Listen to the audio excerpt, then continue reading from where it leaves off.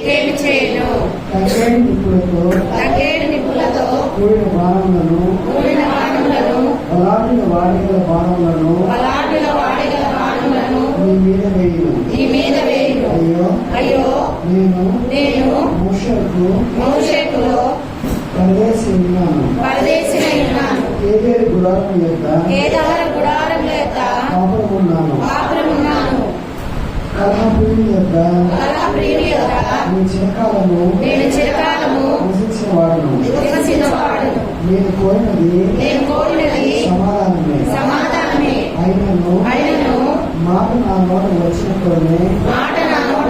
తోడనే వారు యుద్ధమునకు సిద్ధపడుదురు.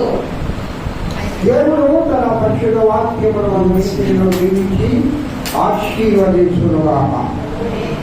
వీళ్ళరా శ్రమలో యెహోవాకు మొరపెట్టాను.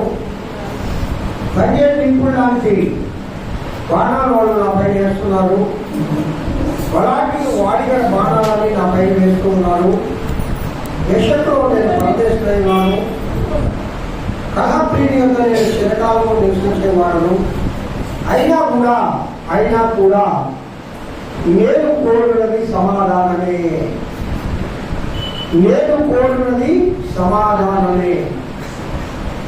ప్రియ దేవుని బిడ్డలారా, సమాధానాన్ని ప్రభు ఇక్కడ కోరుకుంటూ ఉన్నాడు. దీర్ఘకాలాన్ని ఇక్కడ కోరుకుంటూ ఉన్నాడు. సమాధానకరమైన సువార్తను యేసుక్రీస్తు ప్రభు వారి లోకానికి తేడానికి 2025 సంవత్సరాల క్రితం ఈ భూలోకంలో బెత్లెహేము అనే గ్రామంలో కన్యమనే గర్భాన జన్మించిన దేవుడు ఆయనకు సమాధానకర్త అనే పేరు. అది చెప్పడం ఈ లోకంలో ఎక్కడా సమాధానం ఉండదు.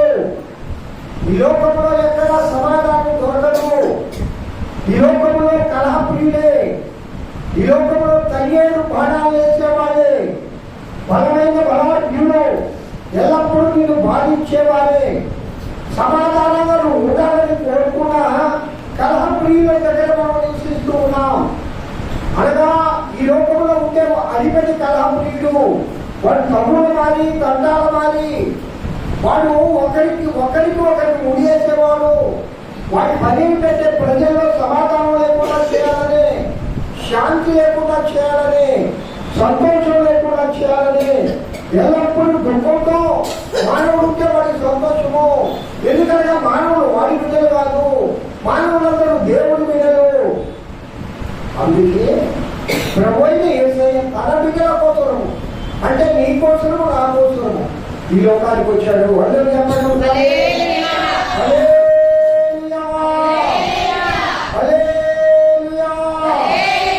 ఎందుకు వచ్చాడు? సమాధానం ఇవ్వడానికి. ఎందుకు వచ్చాడు? ఎందుకు వచ్చాడు? ఎందుకు వచ్చాడు? ప్రేమిగా ఈ దినం నేను అడుగుతున్నా, సమాధానం ఉందని హృదయంలో ఒకసారి మనం పరిశీలించుకుంటాం. సమాధానం లేకపోతే యేసయ్య నీ హృదయంలో జన్మించలేదు. క్రిస్మస్ రోజే జన్మిస్తాడు, లేదు ఈ క్రిస్మస్ డేలో జన్మిస్తాడు. ఓకే, అంతేనా?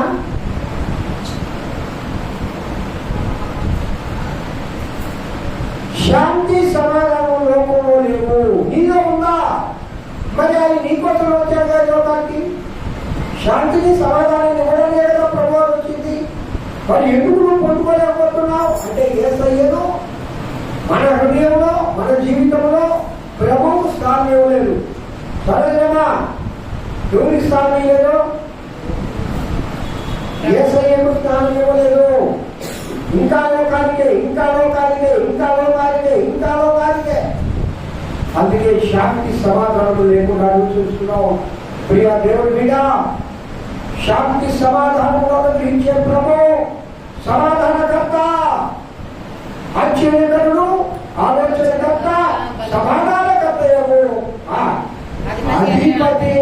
అంటే సమాధానానికే అధిపతి శిక్షగాడు ప్రవచిస్తాడు. మన కోసం పుట్టాడు. యేసు పుట్టేను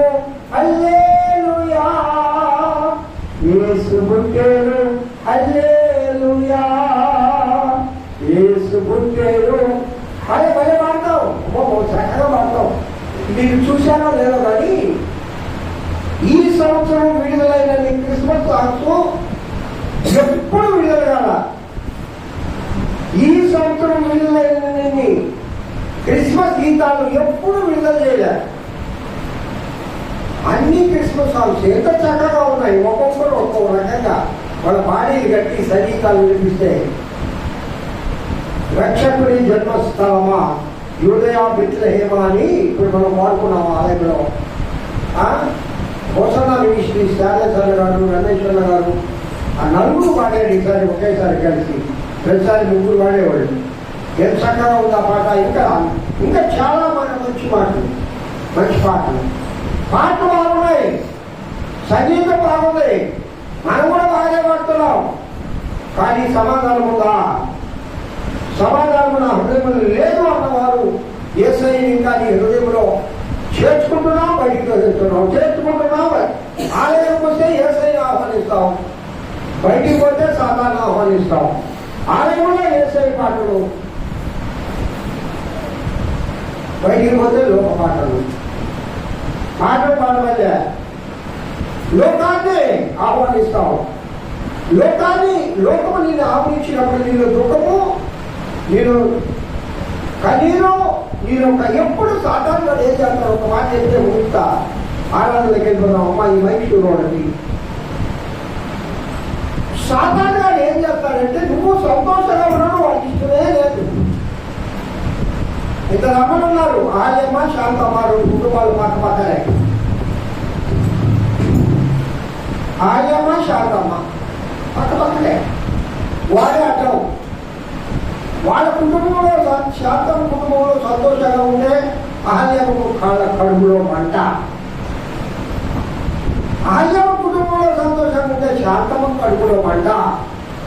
వాళ్ళ బిడ్డలు పెద్ద ఉద్యోగాలు చేస్తూ ఉంటే నా బిడ్డలు చేయడం లేదే అని ఏదో ఒక దుఃఖం. వాళ్ళిద్దరి మధ్య శాంతి సమాధానం ఎప్పుడు ఉండాలంటే ఇద్దరు ప్రభు నమ్మిన కుటుంబాలైతే శాంతి సమాధానం ఉంటుంది. హల్లెలూయా చెప్పండి. హల్లెలూయా హల్లెలూయా. మనందరూ పిల్లల సమాధానకర్త అధిపతి, నా కోసం ఈ లోకానికి వచ్చావయ్యా, నాకు సమాధానం ఇవ్వడానికి వచ్చావయ్యా, నా హృదయంలో జన్మించున్నానా, నా హృదయంలో జన్మించు ప్రభువా, నా హృదయంలో సమాధానం దయచేసినైనా. అయినా దుఃఖము, వేదన, బాధలు, కష్టాలు ఆ సాధారణాలు గుర్తు చేస్తా ఉన్నాడు ఆయన. నిద్రపోతున్నాయే, కలవనైనాయే, వెళ్ళిపోతున్నాయే, నడిచినాయే, కూర్చున్నాయే, ప్రతి దిగల ఆర్థిక సంబంధమైన ఇబ్బందులు, అనారోగ్య సంబంధమైన ఇబ్బందులు, కుటుంబ సంబంధమైన ఇబ్బందులు, సామాజిక సంబంధమైన ఇబ్బందులు, ఉద్యోగాలలో ఇబ్బందులు, నిరుద్యోగ ఇబ్బందులు, ఉద్యోగాలు లేవని ఇబ్బందులు, ఈ కష్టాలన్నీ సాధారణంగా తెచ్చిపెడుతున్నాడు ప్రభా. ఈ యొక్క సంసారం సాగరంలాగా ఉంది నాన్న, నేను ఈగలేకపోతున్నా. ఒక్కోసారి ఎవరు పాడాలేస్తాడు తెలుసా? కుమారుడు పాడాలేస్తాడు, ఒక్కోసారి భర్త పాడాలేస్తాడు, ఒక్కొక్కసారి భార్య పాడాలేస్తుంది, ఒక్కొక్కసారి కుమార్తెలు పాడాలేస్తాడు. అయ్యో అయ్యో అయ్యో అని అల్లలాడిపోతున్నా. ప్రియ జనాంగమా, ప్రభువును నీ హృదయంలో కాదు ఆడించు. కష్టాలు ఉండవని కాదు, కడగండ్లు ఉండవని కాదు, ఆర్థిక లోట్లు ఉండవని కాదు. కష్టాలున్నా, కడగండ్లున్నా, దుఃఖాలున్నా, వ్యాధులున్నా, ఆర్థిక ఇబ్బందులున్నా, సమస్యలున్నా యేసయ్య ఉంటే సంతోషం. అదే చెప్పండి. యేసు ఉన్న ఇంటిలో ఏముంటది? యేసు ఉన్న ఇంటిలో, యేసు ఉన్న ఇంటిలో ఇల్లు అంటే నీ హృదయమే. మన నాలుగు గోడల మధ్య, మన మేడలోనో, మన పూర్వీకులలో, మన గృహాల్లో యేసు ఉండదు. ఆయన ఇల్లు నీ హృదయం. నీ హృదయేశ్వరుడై, నీ హృదయేశ్వరుడై ప్రభు నివసించాలని కోరుతూ ఉన్నాడు. అప్పుడు నీకు నిత్య సమాధానాన్ని ఆయన అనుగ్రహించుగాక. ప్రభువు ప్రార్థన చేద్దాం. మన చేతులు పైకెత్తి, యేసయ్యా యేసయ్యా సమాధానాన్ని ఇవ్వండి నాన్న, సంతోషాన్ని ఇవ్వండి నాన్న. నా హృదయేశ్వరుడిగా మీరు నిలబడి ఉండండి నాన్న. నా హృదయంలో మీరు చేయండి నాన్న. నాకు ఈ రోజుల్లో ఏమున్నా లేకపోయినా ప్రభువా నీ ఉంటే చాలు, నీ ఉంటే చాలు, నీ ఉంటే చాలు, నీ ఉంటే నాకు చాలు యేసయ్యా.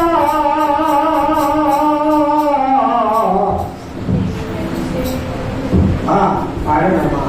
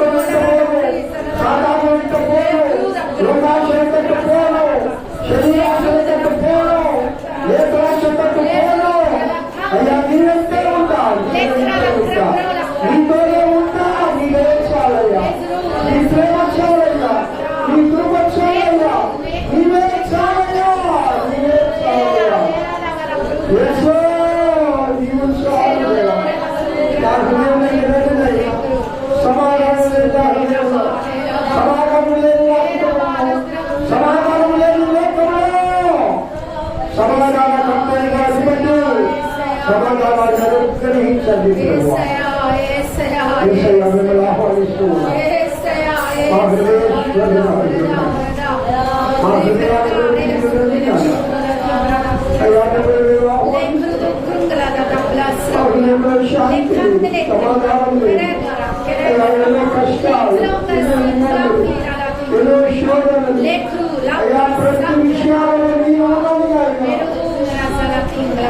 మీరు మాత్రమే మా హృదయంలోకి రండి ప్రభువు.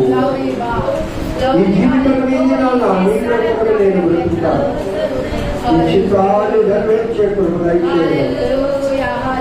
యేసు నామములో వేడుకొంచున్నాను తండ్రి.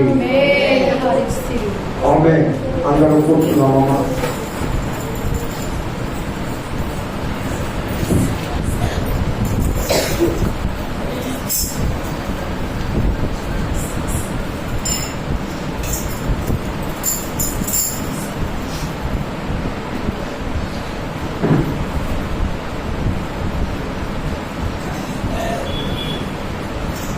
ప్రభువైన యేసుక్రీస్తు నామములో పేరిట మీ అందరికీ వందనములు.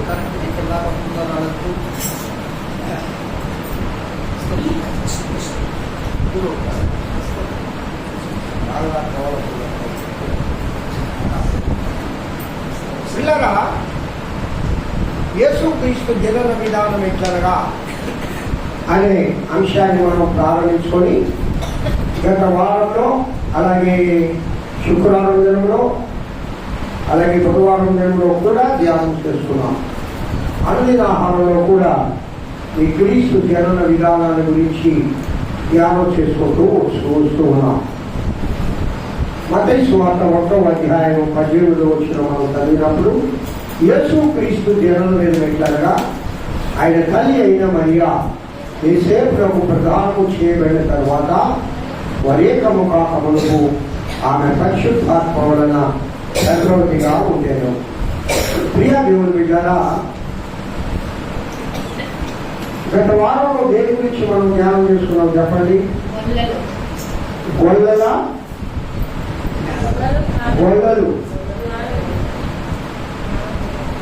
గొల్లలు దేవుని ఆరాధించారు, జ్ఞానులు దేవుని పూజించారు. ఈ దినము ఆరాధనకు పూజకు ఉండే భేదాన్ని మనకు పరిశుద్ధాత్మ దేవుడు తెలియజేయగాక. పరిశుద్ధాత్మ దేవుడు మనతో, నీతో, నాతో మాట్లాడను కాక. ప్రభువుకి మన హృదయాలను అంకితం చేసుకున్నాము కాక. నేను ఆ ప్రవర్తన ఎక్కువ వాక్యం చెప్పడం లేదు, మీకు తెలుసు కదా. ఈ అర్ధగంట సేపు 35 నిమిషాల సేపు జాగ్రత్తగా ప్రభు వాక్యాన్ని గమనించుకుని కాక. ఏక మనసుతో ఉండండి, దేవుని వాక్యాన్ని వినండి. నేను వచ్చినా నేను చూపించను, వచ్చిన ఆధారంగానే ప్రభు పరిశుద్ధాత్మ దేవుడు మాట్లాడతాడు. కాబట్టి ఇది బైబిల్ స్టడీ కాదు, వచ్చినా నేను చూపించను. అది సహజంగా మనకి అందరికీ పిల్లరా. జ్ఞానుల ఆరాధించారు, గొల్లలు ఆరాధించారు, జ్ఞానులు పూజించారు.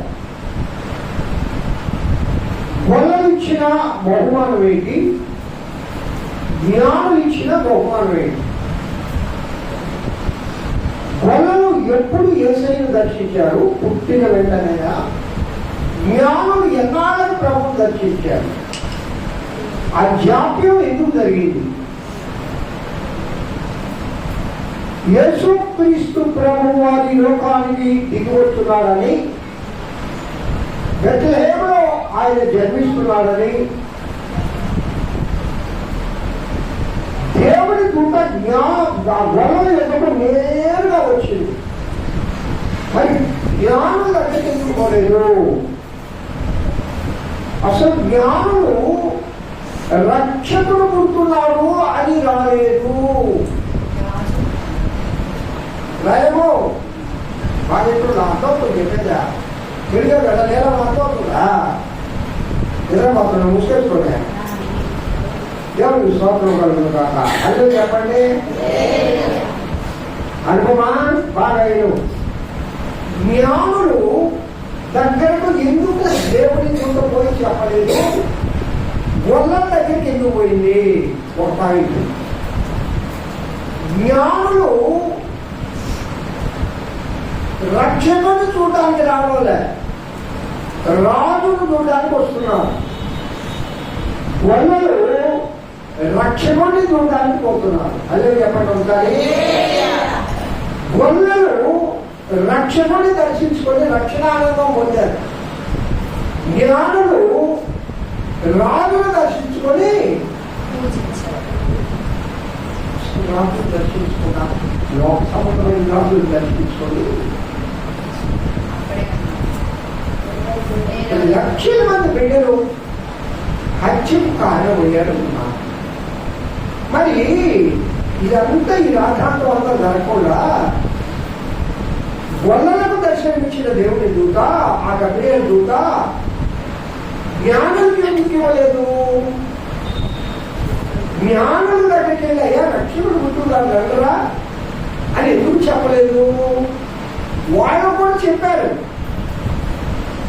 నక్షత్రము మార్గం చూపిస్తుంది. ఆ నక్షత్రంలో వాళ్ళ యొక్క గ్రంథాలలో లిఖితమైనది ఏంటంటే ఓ ప్రత్యేకమైన నక్షత్రం కనిపిస్తుంది. ఆ ప్రత్యేక నక్షత్రం ఆకాశంలో పుట్టినప్పుడు ఆ అద్భుతకరమైన మహారాజు రారాజు ఈ లోకాన్ని వెళ్ళే రాజు లోకంలో ఉద్భవిస్తబోతూ ఉన్నాడు. కాబట్టి ఆయనకు సబ్రాని గోడము ఇంకా 3 ఒకే తెచ్చేవాళ్ళు. ఒక గోడ తక్కువ కాదు. సాంబ్రాణి అంటే మనం తెచ్చుకున్న సాంబ్రాణి లాంటిది కాదని, ఓ ప్రత్యేకమైన సాంబ్రాణి ఈ తూర్పు దేశంలో నుంచి తెచ్చేవాళ్ళు. తూర్పు దేశము నీకు మంచి సాంబ్రాణి మంచి వాసన కావాలంటే అనుకోమా, నేను ఒక దేశం చెప్తా, అక్కడ సువాసన జరుగుతుంటుంది. ఆ అరబ్ కంట్రీస్ లో మీరు పోతే అక్కడ సుగంధ ద్రవ్యములు ఎక్కువగా ఉంటాయి. ఈ అరబ్ కంట్రీస్ అంటే ఆ యొక్క ఎడారి ప్రాంతం అంటే ఏమనుకుంటున్నారు మీరు? కనాను దేశం అది. అదే చెప్పండి ఒకసారి. అదే 12 గోత్రంలో వారికి ఇచ్చిన ఒక గోత్రం వారికి ఇచ్చిన స్థలమే ఇప్పుడు సౌదీ అరేబియా. నదీ పరివాహక ప్రాంతాలు ఇజ్రాయేలీల 12 గోత్రాల వారికి అందరికి ఇవ్వలేదు. ఎడారి ప్రాంతం ఇచ్చాడు దేవుడు. ఎడారిలో బంగారం గుర్తించాడు. తప్పని వరకు దేవుడు మహిమపరచాడు. ఈరోజు బంగారం అధికంగా ఉండే దేశాలు అవే. అధిక సంపన్నులైన వారు ఉండేది అక్కడే. మన ఇండియాలో ఎవరు తగ్గవచ్చు చెప్పండి? ఫస్ట్ పక్కన అంబానీ. ఎన్నో 1000 కోట్లు ఉన్నాయి. ఆయన తర్వాత ఆదాని, ఆయన తర్వాత టాటా బిర్లా. కానీ ప్రపంచవ్యాప్తంగా ధనవంతులు ఉండేది, కోట్లాధిపతులు ఉండేది వాళ్ళే. వాళ్ళు కారు కూడా బంగారు కారులే, కుర్చీలు కూడా బంగారు కుర్చీలే, పెళ్ళాలు బెడ్డు బంగారు అదేనా ఉండే నాకంటే బాత్రూంలో ఉండే ఆ షెడ్డు కూడా బంగారు ఉంటా, అద్దాలు బంగారు ఉంటా, డైమండ్స్ మెట్లు డైమండ్. ఆ రోజు దేవుడు తెలియదా? దేవుడు ఇస్తే ఆ విధంగా ఉంటుంది. తప్పటి ముందు దేవుడు ఇవ్వచ్చండి. ఈ ప్రస్తుతం ఎడారిలా కట్టించవచ్చు, ప్రస్తుతం కష్టాలు ఉండొచ్చు, ప్రస్తుతం శోధనలు ఉండొచ్చు, ప్రస్తుతం ఏం లేకపోవచ్చు. ఆయన నిన్ను బంగారు వీధుల్లో చెప్తాడు. అదే చెప్పండి ఒకసారి. హల్లెలూయా, హల్లెలూయా. మనం నివసించే దేశం కూడా రేపు బంగారు రోడ్లు, బంగారు భూమి కలిగిన దేశమే. ఆ దేశాన్ని ప్రభువు ముందుగా తన ప్రజలకు ఇచ్చాడు.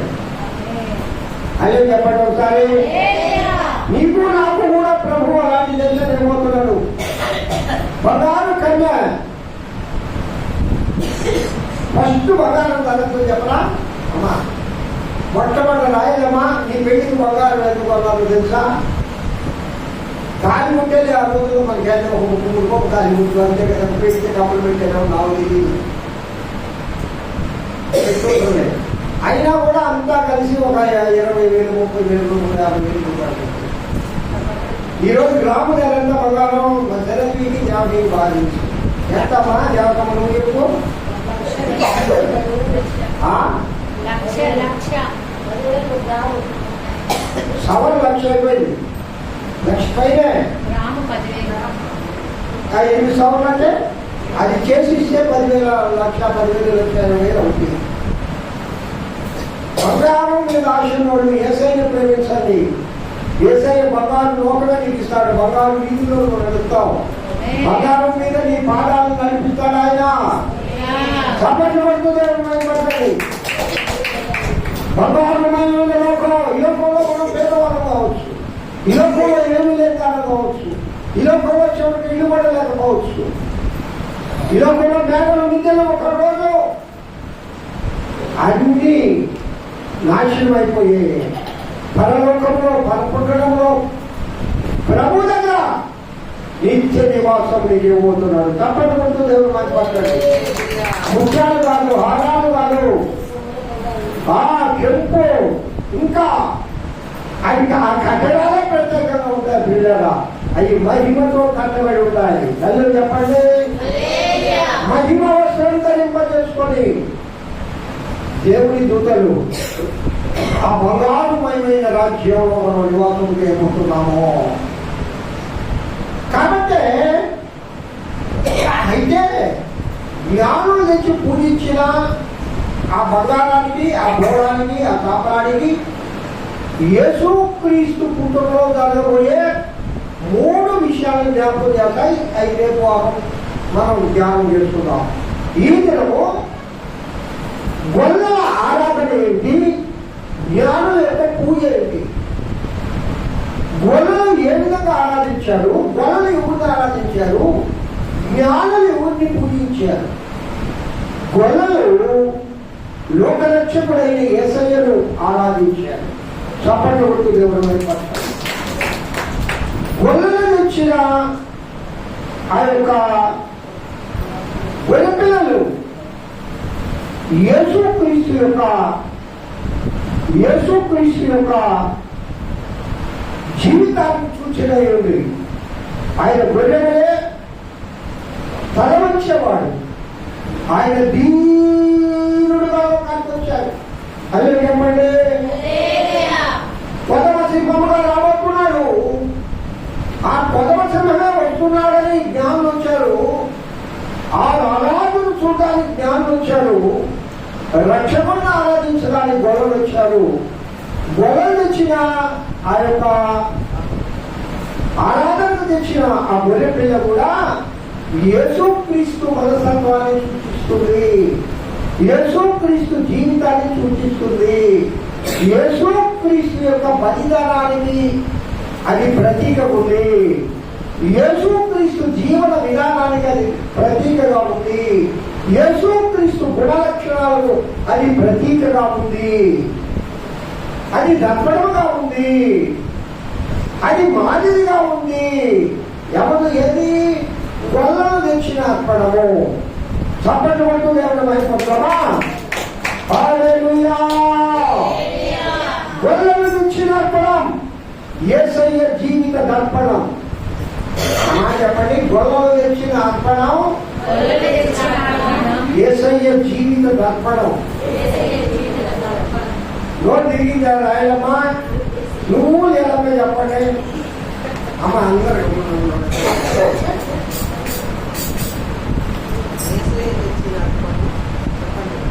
యేసయ్య తెచ్చిన అర్పణం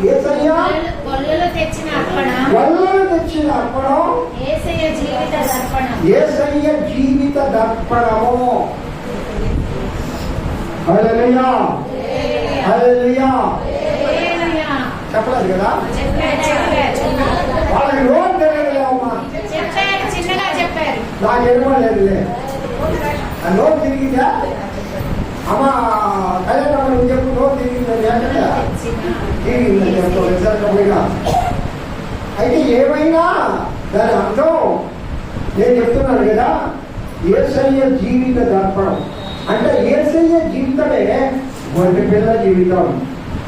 గొర్రె పిల్లలాంటి వాడు యేసయ్యా, గొర్రె పిల్ల మనసే నా యేసయ్యది. గొర్రె పిల్ల, అందుకే గొర్రె పిల్ల సగాలకు 2 ఉన్నాయి కదా. నాకు తెలియదు పాపం, ఆయన శాఖ నేను ఏదో అన్నాడు పాపం. గొర్రె పిల్ల సగాలు 2 ఉన్నాయి కదా, మా సగమా ఆ సగం అంటున్నాడు ఆయన. అబ్రాహ్మణం నాకు తెలియదు. ఆ అబ్రాహ్మణంలో 2 పేర్లు అబ్రాహ్మే, 2 సగాల పేర్లు గొర్రె పిల్ల అంట. ఎందుకు గొర్రె పిల్ల సగం పేరు పెట్టారంటే గొర్రె పిల్ల కూడా యేసు చూసుకుంటాము. అదే చెప్పండి ఒకసారి, హల్లెలూయా. గొర్రె పిల్ల, గొర్రె పిల్లను అర్థంగా ఇచ్చారు. హృదయాలను ప్రభు కల్పించారు. ఉదాహరణ చెప్పా, మొదటి సువార్థికులు ఎవరమ్మా? ఎవరమ్మా? ఎవరమ్మా? ఈ రోజుల్లో ఒక ప్రసంగికుడు పిలవాలంటే చదువు లేనట్టు పిలుస్తారా? అమ్మా నిన్న ఒక ఆయన అంటే నిజంగా చాలా గొప్ప నిర్మిస్తాడు.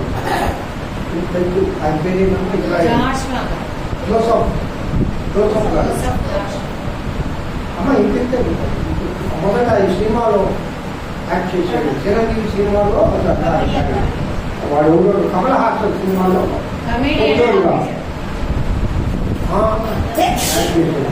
అమ్మాయి గీత నిజంగా నాకైతే కన్నీరు వచ్చింది. సాక్షి ఆయన సాక్షి చెప్పేవాడు. వాళ్ళ అమ్మ నాన్న చచ్చిపోయారంట. ఆయన పెద్ద చదవని కాదు, చదువుకోవడానికి వెళ్ళకపోతే అందులో పొట్టోడు అని ఎక్కిరించారని చదువుకోకుండా ఇంటికి వచ్చేసాడంట. ఏదో కొంచెం మొక్కలు చదువుకున్నాను. మొహం కూడా వికారంగా ఉంటుంది, అందంగా కనిపించదు. ఆయన వాళ్ళ అమ్మ నాన్న చచ్చిపోయిన తర్వాత అడుక్కు తినేదానికి 3 నెలలు అడుక్కున్నాడంట. ఆయన 3 నెలలు అడుక్కు తింటా ఉంటే ఒకరోజు వాళ్ళు చేరులోడు, వాళ్ళ సొంతూరు చేరులోడు. ఒకరోజు ఒక దేవాలయం ఊరి పక్క ఏదో ఒక ఇల్లు ఊరి పేరు కూడా చెప్పారు. ఇప్పుడు రోజు ఆహారం లేదంట. ఇది అమ్మా అక్కడ ఇస్తున్నామా అన్నట్టే పోరాకుంటాడు. మా ఇంట్లో ఎక్కడ ఉన్నాను అని చెప్పి ఏం చేశాడు. ఇలా అన్నికన్నా వేసేస్తున్నాడు. మా నాన్న శాంతి గారు, అమ్మ నాన్న ఇద్దరు చనిపోయారు. ఆ తర్వాత నేను సినిమాలకు పోయాను. సినిమా యాక్టర్ అయిన తర్వాత నన్ను పుట్టూరు యాక్షన్ తీసుకునేవాడు. సర్కస్సులు పోయాను. సర్కస్సులో అమ్మని నడిపించాను. తర్వాత వేసే కొట్టుకుంటే తెలుసుకుంది ఆయనకి. ఆయన చనిపోయింది కూడా ఎట్లా వెళ్తామా, అప్పుడు వరకు అర్థం చెప్పాడు. రాత్రి 11 వరకు అర్థం చెప్పి లాడ్జీలో పోయి కొనుక్కున్నాడు. 12 గంటలు ఆటగాడు వచ్చింది. అలాగనేది చదువుకున్నాడు.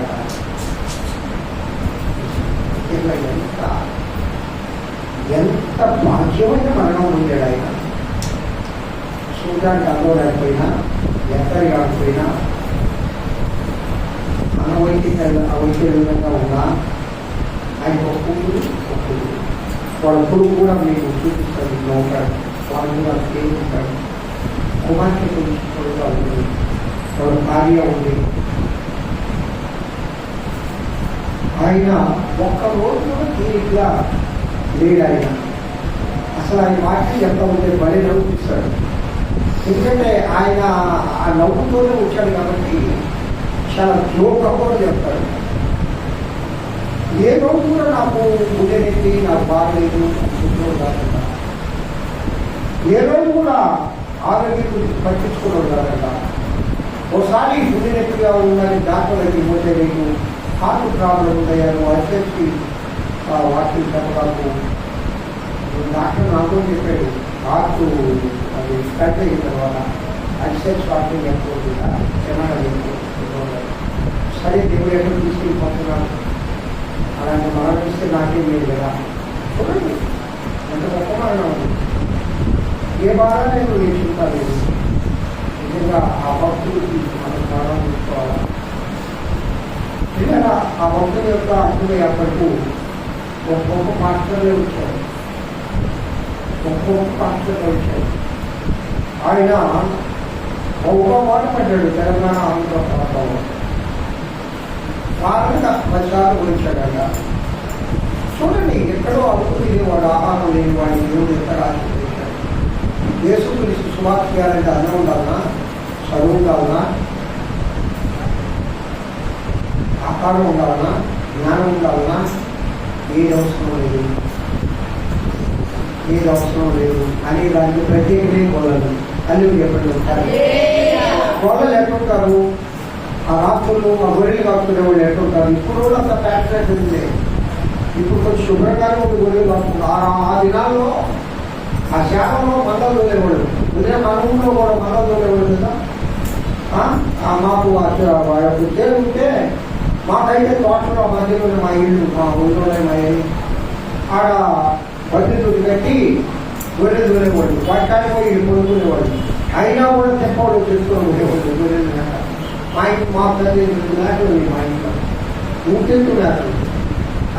కాబట్టి పిల్లల వాళ్ళు అందరాళ్ళు కాదు, చదవడు కాదు.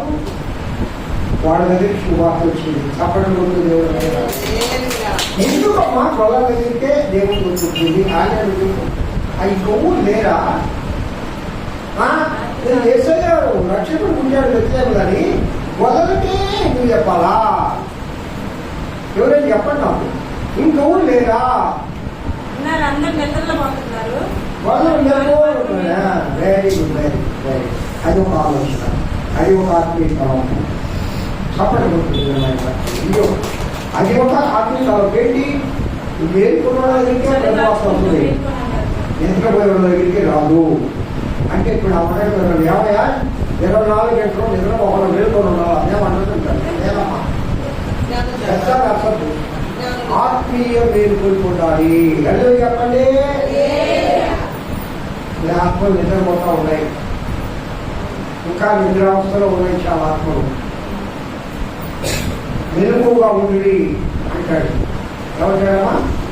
మెలకువగా ఎట్లా ఉండాలంట? మెలకువగా ఉండి ప్రార్థించుడి. ప్రార్థన చేయాలా? ఎప్పుడు మెలకువగా ఉండి. అసలు నీ ఆత్మ ఎప్పుడు ప్రార్థన చేస్తుంది. నేను చెప్పనా నీవు పరిశుద్ధాత్మ పొంది ప్రార్థించే బిడ్డమైతే నువ్వు ఎదురుమైనా నీ పక్షాన ఆత్మదేవుడు శ్లోకాలు చెప్తారని ఉంటాడు. తప్పటి కూడా దేవుడు నీకు అనుభవం ఉండాలి కదా. నీకు ఒక సంగతి చెప్తామా, మేరమ్మ నాకు కనబడేది రోజు లేదు. ఎప్పుడు నాతోనే ఉంటాడు. ఒకవేళ భౌతికంగా నాకు దూరం అయిందేమో కానీ ఆత్మీయంగా ఎప్పుడూ ఆ ఫోటోలు మా పాప పెడతా ఉంటుంది. అయితే నేను మన టీవీసీలో కూడా కొన్ని వీడియో చూడాలి. ఎప్పుడు నాతోనే ఉంటుంది. అసలు ఇంకో సంగతి